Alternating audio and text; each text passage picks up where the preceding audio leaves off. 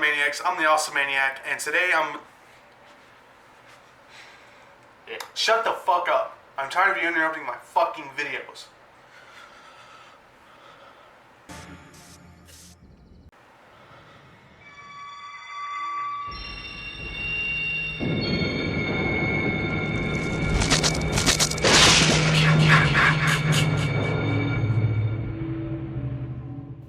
What is up, my maniacs? I'm the Awesome Maniac, and today I'm bringing to you my Jason vs. Carrie, aka Friday the 13th Part 7, The New Blood, review.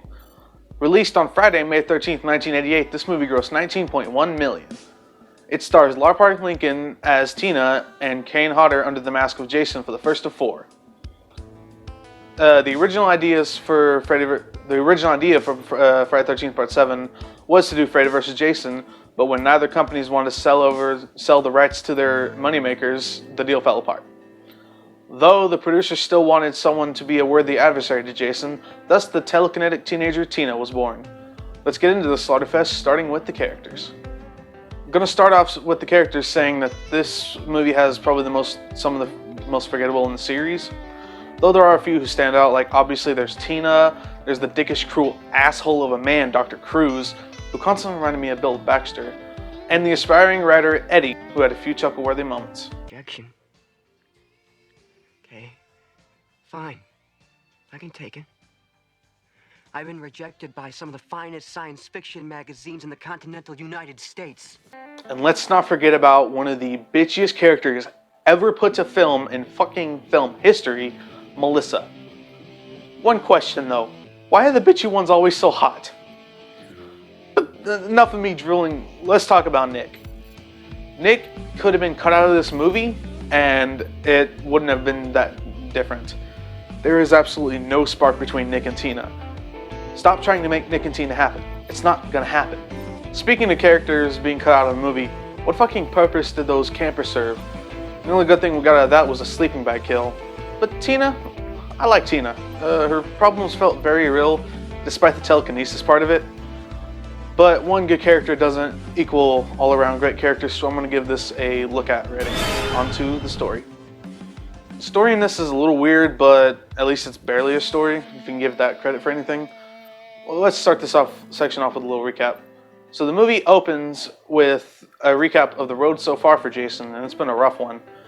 But then we cut to young Tina running away from her mom and dad fighting. Don't drink anymore. Don't tell me what to do. Whack!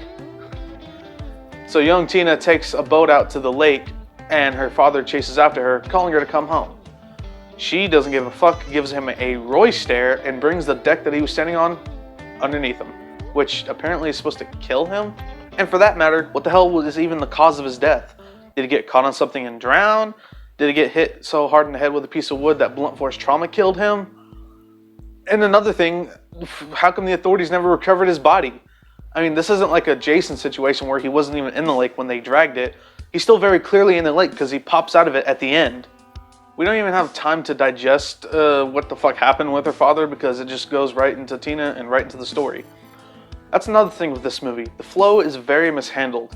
It's slow all the way up until Tina visualizes Michael's death, and then it even slows back down after that, and it doesn't even pick up when Tina and Jason fight.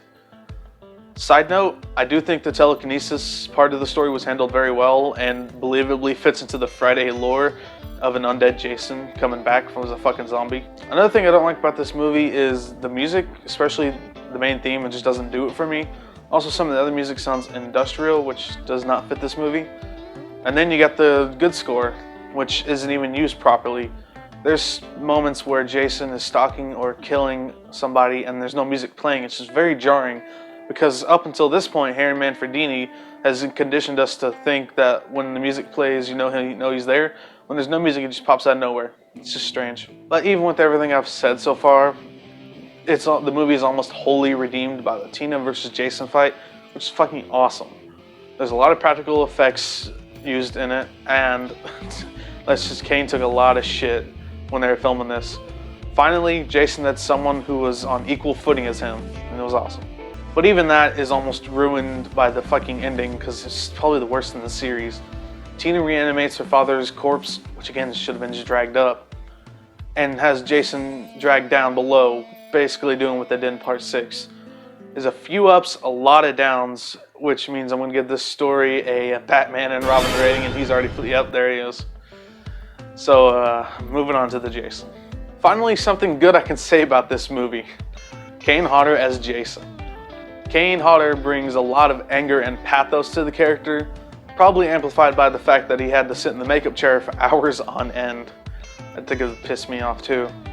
But Kane just brings a whole new way of walking and moving to the character. He reminds me of a shark. He just sees something and he just goes for it. Also, this look is my second favorite in the series. It's just, he looks so gnarly with the bones popping out, with the bones showing, and the chain looking like a noose. Look, just take this legendary rating and go, Mr. Hodder. Kills in this movie are shit because the MPAA raped this movie. The only good ones are the sleeping bag and the Melissa. I'm giving this a generous neck snap rating. Here's the fucking kills.